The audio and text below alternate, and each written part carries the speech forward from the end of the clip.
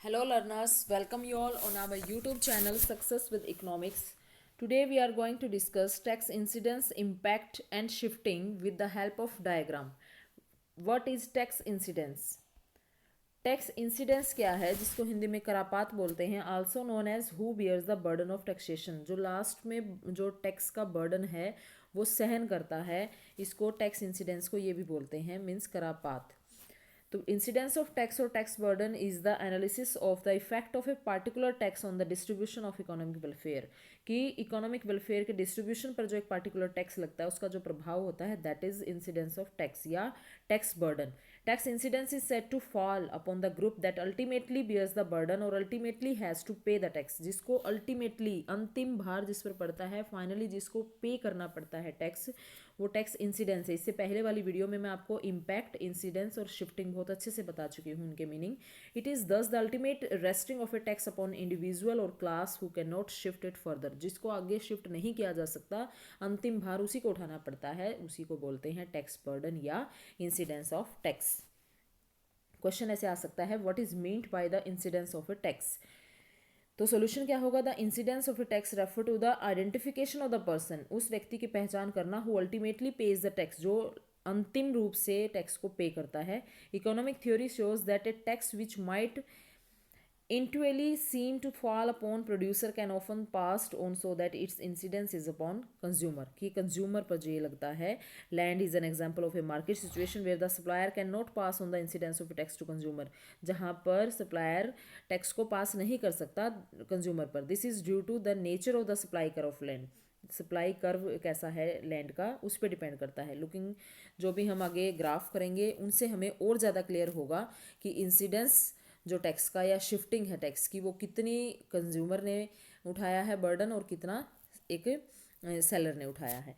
तो factor influencing incidence and shifting of taxation, कौन कौन से ऐसे फैक्टर हैं जो करापात और कर विवर्तन के ऐसे निर्धारक तत्व हैं। तो पहला है नेचर ऑफ द टैक्स। एक फर्म जब टैक्स लगाती है तो डिपेंड करता है कि उस टैक्स की नेचर कैसी है। एक वेरिएबल कॉस्ट का उसको हिस्सा माने या फिक्स कॉस्ट का माने। एक टैक्स जो फैक्ट्री की इमारत पे लगाया गया, लाइसेंस के रूप में वसूल किया गया, ये क्या है, सारी ये फिक्स कॉस्ट का हिस्सा है। इनका उत्पादन की मात्रा पर होने वाले चेंज या टैक्स की जो रकम है उन पे कोई ऐसा प्रभाव नहीं पड़ता, क्योंकि ये फिक्स कैपिटल उस पर फिक्स कॉस्ट पे लगा है। तो कर का भार स्वयं ही वो उत्पादक उठा लेता है। इसके विपरीत यदि उत्पादकों को केवल सामान्य लाभ ही मिल रहे हैं तो वो लॉन्ग रन में इनका शिफ्टिंग भी कर देगा। ठीक है, तो ये टैक्स हैं, लास्ट में क्या हो जाते हैं, कीमत में शामिल हो जाते हैं। वो डिपेंड करता है कि टैक्स की प्रकृति कैसी है। बहुत ठीक ठाक है तो वो एक उत्पादक अपने आप भी उठा लेता है, बहुत ज़्यादा है तो फिर वो आगे उनको धीरे धीरे करके कंज्यूमर पे टाल देता है। Most important, elasticity of demand. जो टैक्स की शिफ्टिंग है वो मांग की लोच का भी उस पर प्रभाव पड़ता है। यदि डिमांड हमारी बहुत ज़्यादा इलास्टिक है, आप खुद देखिए, मैं मान लीजिए कंज्यूमर हूँ, मेरी डिमांड बहुत ज़्यादा इलास्टिक है, मुझे पता है कि मैं एक 10 रुपये की चीज़ आ रही है, अगर वो 11 रुपये की भी होगी ना तो मैंने तो खरीदनी नहीं है। तो कर का अधिकतर भार कौन उठाएगा। अब 10 से 11 करने पर कस्टमर कोई नहीं खरीदेगा। इसलिए एक प्रोड्यूसर क्या सोचता है कि अगर टैक्स लग भी गया है तो देखो ये रेट तो 10 ही रखूँगा, मैं ही अब उसके अपने आप उठा लूँगा टैक्स को। तो इलास्टिसिटी अगर ज़्यादा है डिमांड की तो टैक्स का ज़्यादा भार एक उत्पादक, एक सेलर उठाएगा, उसकी शिफ्टिंग कम करेगा आगे, उसको पता है नहीं तो कोई नहीं खरीदेगा। समझ गए। तो यही बात है कि देखिए यूनिटी इलास्टिक डिमांड। अब इनको हम अलग अलग डायग्राम के थ्रू करेंगे। तो पहला डायग्राम हमारा क्या है, यूनिटी इलास्टिक डिमांड। अब इसमें देखिए, ओ एक्स पे क्वांटिटी ली है, ओ वाई पर प्राइस लिया है या टैक्स लिया है। जब इलास्टिसिटी डिमांड की इकाई के बराबर होती है तो कीमत में होने वाली वृद्धि का प्रभाव सेलर और बायर इन दोनों पर बराबर बराबर पड़ेगा। ठीक है, इसको हम एक डायग्राम से देखते हैं। अभी जो डायग्राम आपके सामने मैंने दिखाया उसको मैं बना के दिखा देती हूँ कि ओ एक्स पर देखिए, यहाँ पर क्या है, क्वांटिटी, और ओ वाई पर क्या है, टैक्स। ये क्या है, demand curve, that is downward sloping. और ये क्या है, सप्लाई कर्व, अपवर्ड स्लोपिंग। जहाँ दोनों इंटरसेक्ट कर रहे हैं वो इक्विलिब्रियम पॉइंट हो गया। ठीक है, अब अगर टैक्स लग जाता है, टैक्स लग जाता है और हमारी जो डिमांड है वो इकाई के बराबर है, तो सप्लाई कर्व, टैक्स लगते ही हमारा सप्लाई कर्व शिफ्ट हो जाएगा लेफ्ट साइड, सप्लाई हो जाएगी कम। ठीक है, सप्लाई कम हो गई तो प्राइस, ये देखिए P से P1 हो गया, क्वांटिटी Q से Q1 हो गई। तो ये जो भार है, ये वाला और ये वाला, ये देखिए ये बराबर बराबर, एक विक्रेता को भी और एक क्रेता को भी ये इतना, ये बराबर बराबर सहन करना पड़ रहा है। जितना क्रेता ने उठाया उतना ही विक्रेता ने उठाया। ठीक है, तो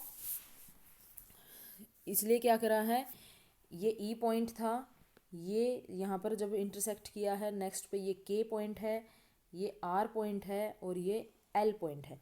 अब आप देखिए कि पूर्ति वक्र ऊपर की ओर खिसक के S1 हो गया, तो पुरानी कीमत स्तर OP से बढ़ के OP1 हो गई, और संतुलित जो कीमत थी OP1 होने के बाद KL का जो भार है, ये जो टैक्स है पूरा यहाँ से यहाँ तक, ये दो हिस्सों में बट गया, और ये आधा सेलर ने उठा लिया और आधा बायर ने उठा लिया। बराबर बराबर दोनों पर प्रभाव पड़ा है। That is unity elastic demand. When demand elasticity is equal to 1, then burden of tax equally distributed in seller and buyer.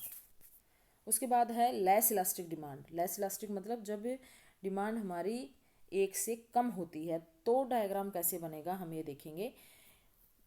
ये देखिए, ये है एक्स एक्सिस पे क्वांटिटी ली है और ओ वाई एक्सिस पे हमने वही टैक्स लिया है। ठीक है, तो ये क्या है, डिमांड है। ये थोड़ी सी लेस इलास्टिक बनेगी। अब की बार देखिए मैंने कैसे बनाया है इसको, थोड़ा सा वाई एक्सिस की तरफ, और जो सप्लाई कर्व है वो वैसे ही है, हमारा अपवर्ड स्लोपिंग है, जहाँ दोनों इंटरसेक्ट कर रहे हैं इक्विलिब्रियम पॉइंट है। ये OP प्राइस हो गया, ये क्वांटिटी हो गई। अब अगर टैक्स लग जाता है और हमारी डिमांड है कम इलास्टिक, तो वही सप्लाई तो हमारी क्या हो जाएगी, शिफ्ट हो जाएगी लेफ्ट साइड, और एक नया पॉइंट हमारा आएगा ये के, और ये के है, और जो पहले वाले सप्लाई को देखो, नए वाले सप्लाई कर्व को जो कट कर रहा है डिमांड, वहाँ पे के पॉइंट है, और जो पुराने वाली जो सप्लाई में से गुजर के जाएगा ये है हमारा एल। ये के एल हमारा क्या है, पूरा टैक्स है, और इसका कितना बर्डन प्राइस के बढ़ने के रूप में एक बायर फेस करता है, और कितना बर्डन क्वांटिटी के कम होने के रूप में एक सेलर को उठाना पड़ता है। तो यहाँ देखिए, आप खुद देखिए, ये वाली चीज़ और ये वाली चीज़ ये ज़्यादा है, यानी कि एक बायर पर ज़्यादा उसका प्रभाव पड़ रहा है, क्योंकि लेस इलास्टिक डिमांड है। अगर प्राइस थोड़ा बढ़ भी गया तो हम प्रोडक्ट की डिमांड को कम नहीं करेंगे या थोड़ा बहुत कम करेंगे, तो प्राइस ज़्यादा हमारे ऊपर लगा देता है सेलर। उसको पता है कि प्राइस बढ़ा भी देगा तब भी कहीं नहीं जाना, उसने मुझसे ही लेगा। तो ये ज़्यादा प्रभाव किस पर पड़ेगा, ज़्यादा बर्डन किस पर पड़ेगा, बायर पर, और ये थोड़ा सा है देखिए, ये सेलर अपने आप उठा लेता है। ठीक है, तो बिल्कुल आपने ध्यान से ये चीज़ देखनी है, और ये बर्डन आपने मेज़र करना है कि ज़्यादा पोर्शन किस पे लगेगा और कम किस पर लगेगा। उसके बाद है मोर इलास्टिक। जब डिमांड कर्व मोर इलास्टिक होती है, मोर इलास्टिक थर्ड पॉइंट है, जब इलास्टिसिटी ज़्यादा होती है।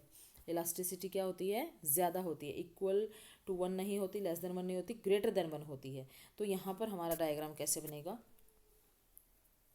ये देखिए, एक्स एक्सिस पे हमने क्या लिया है, क्वांटिटी ली है, और वाई एक्सिस पे क्या लिया है, टैक्स लिया है।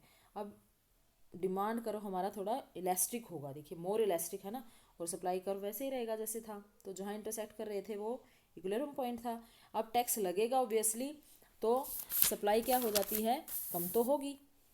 ये देखिए, सप्लाई हमारी कम होकर S1 होगी, लेकिन एक नया पॉइंट जो आया है, ये जो नया पॉइंट आया है प्राइस बढ़ने के रूप में, ये देखिए के और एल, यहाँ तक टैक्स है पूरा, तो प्राइस तो सिर्फ ये और ये इतना ही बढ़ा ना प्राइस, तो बायर को तो कम उठाना पड़ा, बायर को टैक्स कम उठाना पड़ा, क्योंकि इलास्टिसिटी ज़्यादा है डिमांड की। उसको पता है अगर तू ज़्यादा सारा का सारा बायर के ऊपर डालेगा तो इलास्टिसिटी इतनी ज़्यादा है, कोई नहीं खरीदेगा सामान को, इसलिए वो ज़्यादा बर्डन, एक बेचने वाला सेलर ज़्यादा बर्डन, ये इतना देखिए, ये इतना बर्डन वो खुद उठाता है, और प्राइस के रूप में थोड़ा सा बढ़ाकर बायर के ऊपर डाल देता है, क्योंकि उसको पता है इलास्टिसिटी डिमांड की ज़्यादा है। ठीक है, ये देखिए यहाँ पर ये डायग्राम ऐसे ही बता रखा है कि ओ एक्स पे क्वांटिटी, ओ वाई पर प्राइस है, और किस तरीके से अगर ग्रेटर देन इलास्टिसिटी होती है तो सप्लाई कर्व हमारा लेफ्ट साइड जाता है, तो ज़्यादा पोर्शन सेलर उठाता है टैक्स का, और कम पोर्शन बायर पर डाला जाता है। क्लियर। उसके बाद है उसके बाद देखिए, परफेक्टली इलास्टिक अगर डिमांड हो, परफेक्टली इलास्टिक अगर डिमांड है, पूर्णतः लोचदार अगर है, इलास्टिसिटी क्या है, इन्फिनिटी है, तो टैक्स का बर्डन किस पर पड़ता है? तो कर का सारा भार विक्रेता पर पड़ेगा। उसको पता है अगर थोड़ा सा भी तूने प्राइस बढ़ा दिया तो कोई नहीं खरीदने वाला, बिल्कुल इलास्टिक है डिमांड, तो सारा का सारा सप्लाई कम होने के चक्कर में एन से एम हो जाती है क्वांटिटी, और सारा का सारा बर्डन किसको उठाना पड़ता है? एक सेलर को उठाना पड़ता है। वो प्राइस देखो, प्राइस बिल्कुल कांस्टेंट है ना, प्राइस बढ़ा ही नहीं है, तो प्राइस को बढ़ाने की यहाँ पर कोई एक कहते गुंजाइश नहीं है, क्योंकि इलास्टिसिटी कैसी है, इन्फिनिटी है। अगर प्राइस थोड़ा सा भी बढ़ गया तो कोई नहीं सामान को खरीदेगा, इसलिए वो सारा का सारा बर्डन खुद उठा लेता है। उसके बाद है परफेक्टली इनएलास्टिक अगर डिमांड होती है, बिल्कुल एक ऐसी चीज़ जिस पर एक विक्रेता सारा का सारा भार किस पर डाल देता है? क्रेता पर डाल देता है, बायर पर डाल देता है। उसको पता है कि डिमांड कैसी है, इनएलास्टिक है, चाहे मैं कितना भी प्राइस लगा लूँ, इतनी ज़रूरत की चीज़ है, कस्टमर खरीदेगा ही खरीदेगा। तो ये सप्लाई है। अगर टैक्स लग गया तो सप्लाई कर्व क्या हो जाएगा? लेफ्ट साइड हो जाएगा, और सिर्फ ये देखिए, सिर्फ पी से P1 सारा का सारा प्राइस बढ़ गया, और ये किसने उठाया? बायर ने उठाया। ठीक है, तो यहाँ पर कोई भी शिफ्टिंग नहीं हो पाई, उसने सॉरी सारी की सारी शिफ्टिंग किस पर कर दी? क्रेता पर कर दी। विक्रेता ने कोई भी टैक्स का बर्डन नहीं लिया, तो कर का कुल भार किस पर पड़ा? क्रेता पर पड़ा, क्योंकि परफेक्टली इनइलास्टिक डिमांड है। ये सारे के सारे डायग्राम मैंने आपको इलास्टिसिटी वाले डायग्राम बताए हैं, 5 डायग्राम। अब नेक्स्ट पार्ट में हम सप्लाई के डायग्राम करेंगे कि जब परफेक्टली इलास्टिक सप्लाई होती है, इनइलास्टिक सप्लाई होती है, ग्रेटर देन होती है, दोनों की दोनों डिमांड और सप्लाई दोनों इलास्टिक होती हैं, तो बायर पर कितना बर्डन, सेलर पर कितना बर्डन, ये हम नेक्स्ट पार्ट में करेंगे, पार्ट 6 जो हमारा आएगा। और आई होप आपको ये वीडियो बहुत अच्छी लगी है। सारे डायग्राम आप कॉपी में बना के देखना। Please like and share this video. Thank you very much.